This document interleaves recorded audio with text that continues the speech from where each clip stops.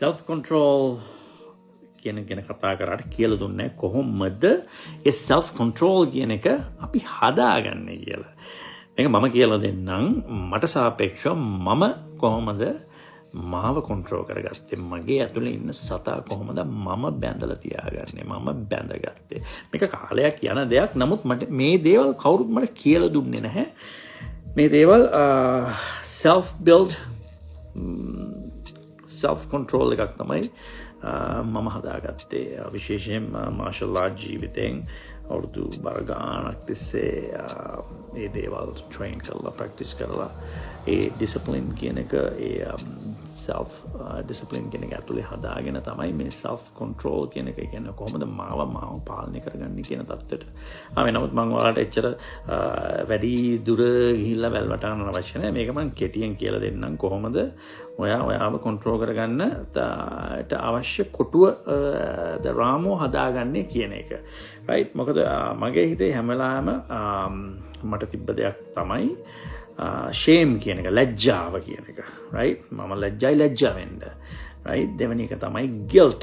හොඳයි guilt කියලා කියන්නේ ඒක වර්ධකාරී හැඟීමක් මට ඇති වෙයිදෝ කියලා හිතන එක.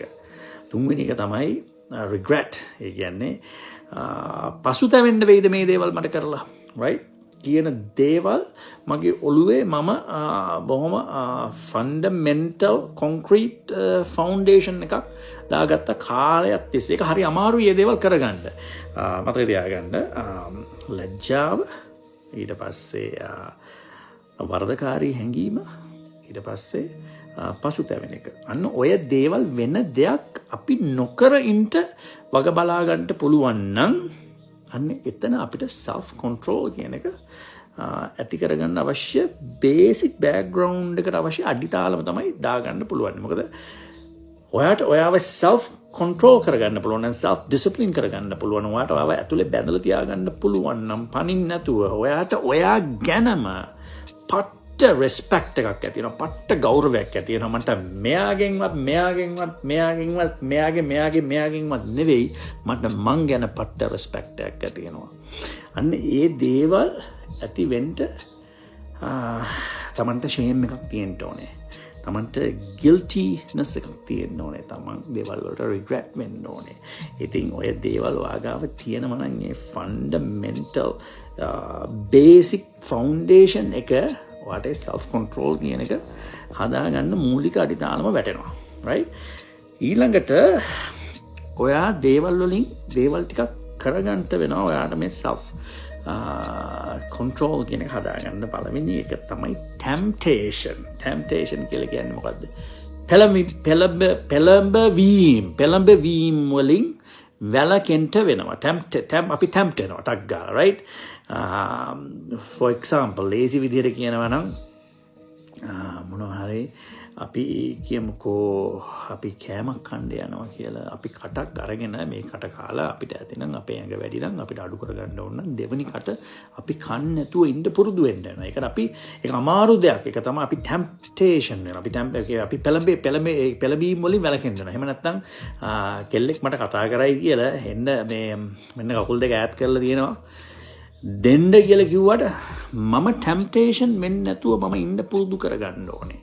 right? එතකොට අර කිව්ව තුන ඔළුවේ කැරකෙනවා. right?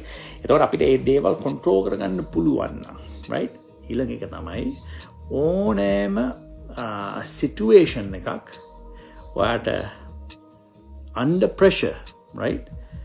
කාමට ඉන්න පුළුවන් නම් ඒ කියන්නේ ඕනෑම පීඩනයක් ඔයාට සංසුන්ව ඉන්න පුළුවන් නම් අන්න එතන ඔයාට ඒ self control කියන පුද්ගලයාව හදාගන්න හැකියාව තියෙනවා. හයිත් මුලින්ම කියලා දෙන්නම්. ලැජ්ජාව තියෙන්න ඕනේ. වර්ධකාරී හැඟීම තියෙන්න ඕනේ. පසුතැවීම තියෙන්න ඕනේ. ඔය තුල ASCII ඕනෑම temptation එකක් ඕනෑම පොළඹවා ගන්න යන දෙයක්. ඒ දෙයට අපි no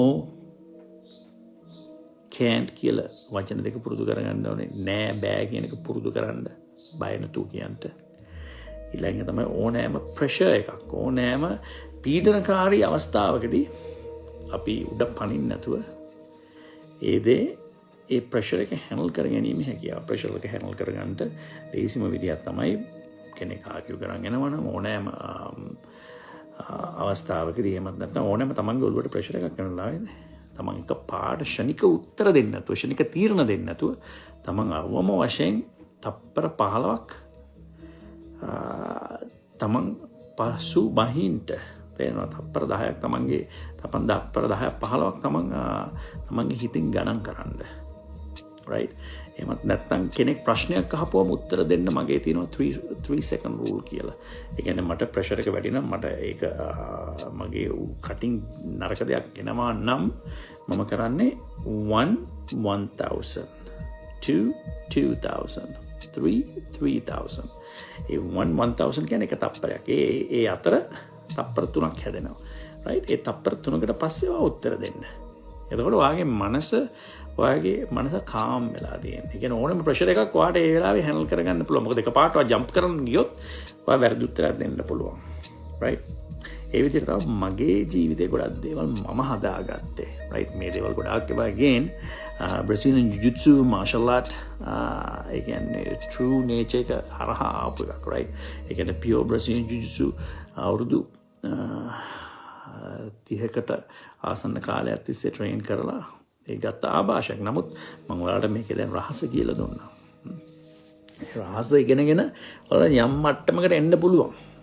එතකොට තමන්ම self build කරගන්න. temptation වලට බැහැ වෙන්න එපා. pressure වලට එකපාරට react කරන්න එපා. මොකද එහෙම කරොත් තමන්ට shame එකක්, guilt එකක්, එහෙම නැත්නම් regret එකක් ඇති වෙනවා. ඉතින් ඔය දේවල් හරියට පුරුදුනොත් ඔයාට self control කියන එක ඔයාට ඔය ඇතුලේ ඉන්න සතා මැදලා තියාගන්න පුළුවන්. That's it.